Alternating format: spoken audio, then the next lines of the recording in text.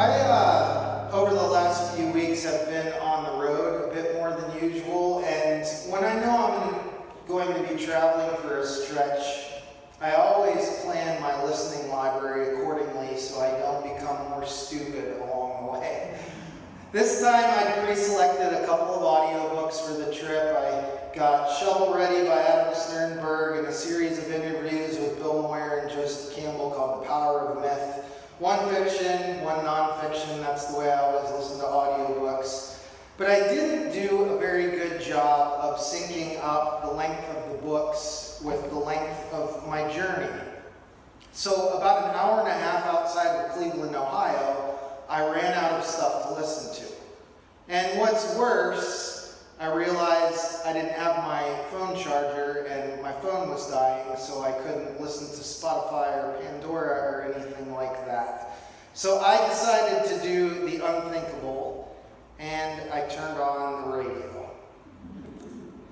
I think of analog radio as kind of a dying craft. I don't have anything against it, but I want to listen to what I want when I want to listen to it. I don't want to have to play the lottery with the airwaves and use the radio. Anyway, I'm in the middle of nowhere on the Ohio Turnpike, and I didn't know any of the radio stations there, so I just hit the scan button, and the first hit on the scan was a Christian radio station playing one of the sermons from a pastor in the area. And I thought to myself, well, why not? Pastors need to hear sermons too. So I stopped the scan and I started listening. I lasted about 10 minutes before I couldn't take it anymore. The pastor was a good orator. He had a pleasant voice, good use of the English language, and he was certainly passionate about his topic on the broadcast that day. But I only made it 10 minutes because it was clear that he could only think and see and speak of God and faith and humanity in absolutes. Everything that he mentioned was either this or that, right or wrong, good or bad. He even quoted this piece written by the Apostle John in the book of Revelation. I guess it was his text for the sermon to drive the point home. It says, "So because you are lukewarm, neither hot nor cold, I am about to spit you out of my mouth." I didn't know that I lived in God's mouth. And I don't even know what that means. But that was his text. And if his goal was to move me to a place of considering absolutes there on the Ohio Turnpike, he certainly succeeded. I knew that I absolutely did not want to listen to any more of his sermon.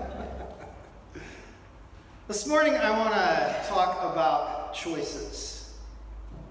If you think about it, and this kind of syncs up with what Mariska was saying just a few minutes ago, our lives are simply a series of choices. From the moment that we wake up in the morning till our heads hit the pillow at night, we are constantly choosing between one thing and another. Go to work or call in sick, cereal and fruit or bacon and eggs, casual or dress, espresso or coffee, drive or take the metro, Facebook or Instagram, the New York Times or BuzzFeed. This happens all day, every day, and we don't even realize we're doing it most of the time. We are presented with options by this life, both internal and external, and we choose one thing instead of another. And the culture around us seems to be all too aware that we are wired this way. It can even feel sometimes as if the culture exploits that in us. We're so easily swayed to pick one extreme for another. We see this in politics, we see this in business, we see this in relationships, and yes, we see it in religion. You have two choices, this or that. But the reality is that there is always more than two choices. It just takes work to see it. Our passage for today is about this very thing. We see that Paul has arrived in the city of Athens, and he's waiting for his companions Silas and Timothy to arrive. And as he's walking around, he sees that the city is a very religious place. It's full of idols. And so while he's waiting, he goes to this marketplace and he begins preaching about Jesus. And the authorities are both kind of a mix of concerned and intrigued and interested. So they call him to a meeting at this place called the Areopagus, which was this giant rock in Athens where the leaders of the city would sit there and discuss religious and legal matters. And Paul stands before them, invited to explain himself, and he says, "Men of Athens, I perceive that in all things you are very religious, for as I was passing through and considering the objects of your worship, I even found an altar with this inscription, 'To the unknown God.' Therefore, the one you worship without knowing, him I proclaim to you, God who made the world and everything in it, since he is Lord of heaven and earth, does not dwell in temples made with hands, nor is he worshipped with men's hands as though he needed anything, since he gives life, breath, and all things. And he has made from one blood every nation of men to dwell on the face of the earth, and has determined their pre-appointed times and the boundaries of their dwellings, so that they should seek the Lord in hope, that they might grope for him and find him, though he is not far from each one of us. For in him we live and move and have our being." Paul is talking to religious people here, the text says. And in their reasoning and in their searching, and if you know anything about the ancient Greek culture, these are brilliant people. And they've come to the conclusion that God cannot be known. And then Paul says something that cuts through all of the fog. He says, "Therefore, the one whom you worship without knowing, him I proclaim to you." He's why we're alive. He's why you're alive.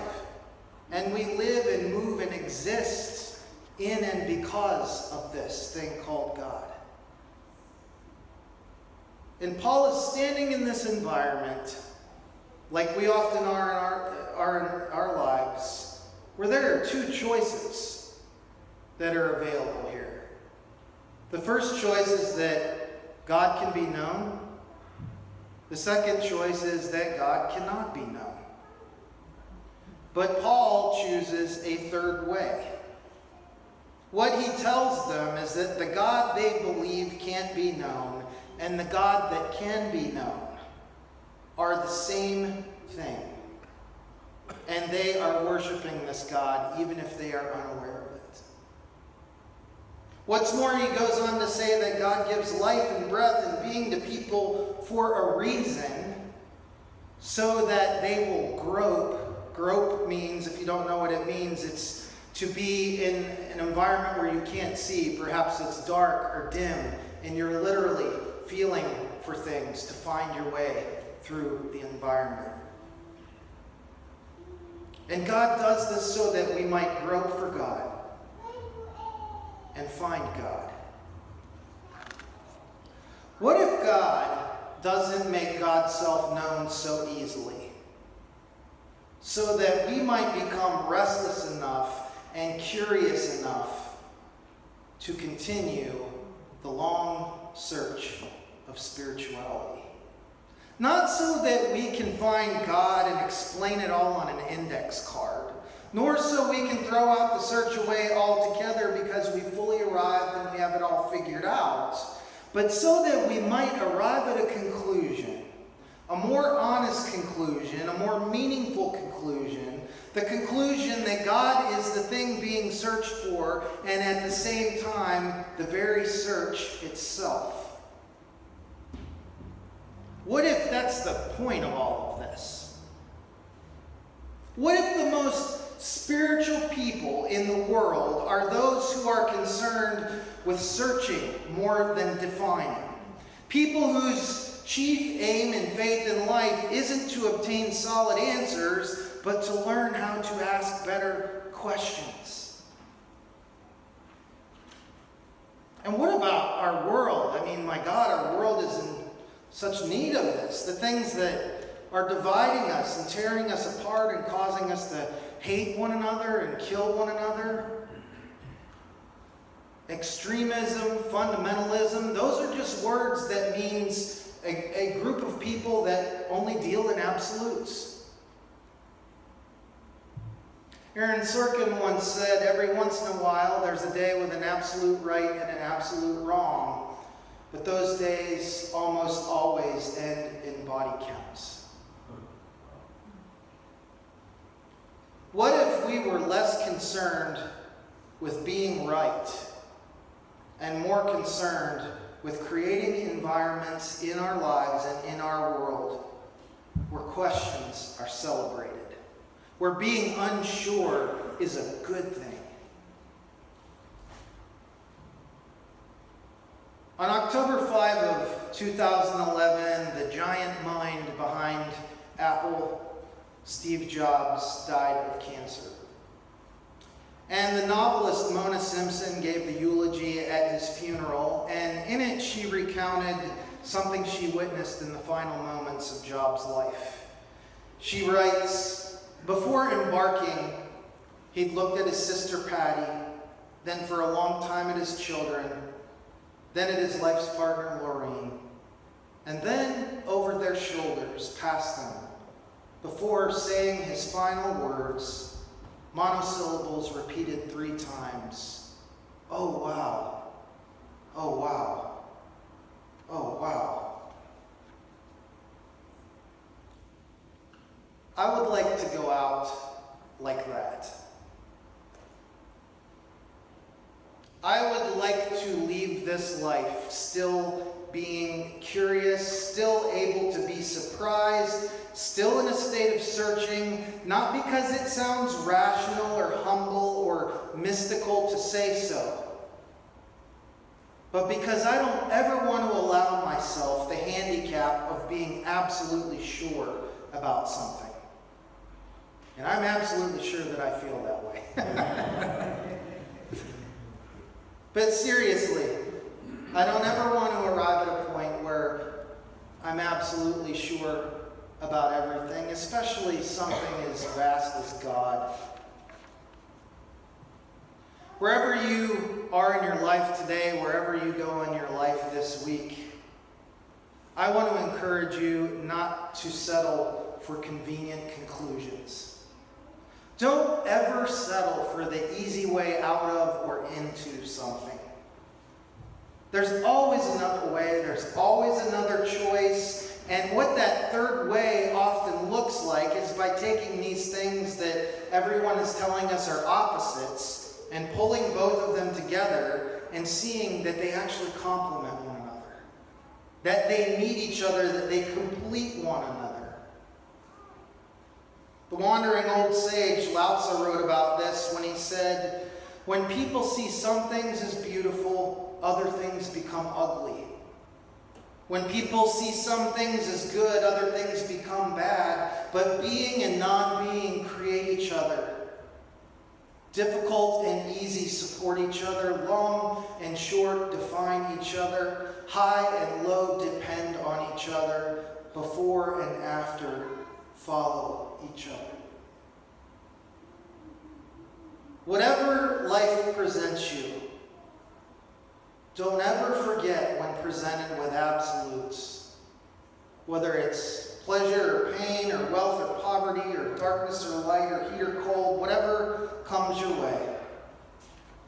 Don't ever forget that you need them both in order to be fully human, to be whole as a being. Give yourself a break from having to pick from absolutes in your life. And what's more, give the people in your life a break from having to pick from absolutes in order for you to be kind to them and friendly to them and attentive of them.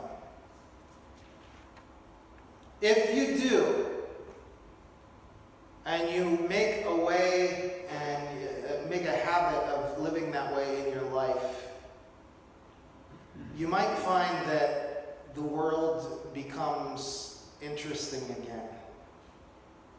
It becomes bright again. You might get to a place where life can actually surprise you again. If you're here and your faith feels dead and ritualistic, ask yourself the question, is it because those parts that are dead and ritualistic are there because you've figured them all out? Maybe it's an opportunity to re-examine and begin the long search that never ends. Let's pray.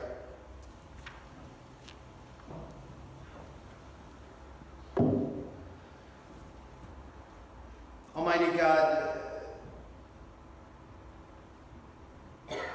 human speech falls short. Talking about you, communicating with you. There are things in the heart that it is impossible to convey with words. And yet this morning, as we sit united in this place, we love you with our hearts, with our minds, with our souls and our emotions. My prayer for our community and my prayer for our world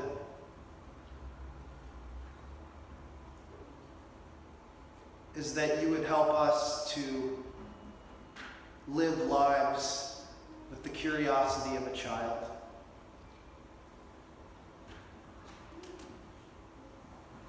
That we wouldn't look at things and pat ourselves on the back, being proud for how we figured all of it out. But that we would look at every new experience, and every experience we're still working out and sorting out and thinking and feeling through with phrases like, oh, wow.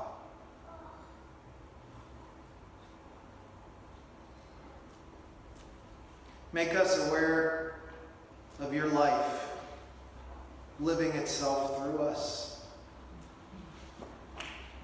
in our jobs, in our relationships, our comings and goings. Remind us in whatever way we need to be reminded that you are there, you're not going away, and there's nothing we can do to change that. Thank you for being. Amen.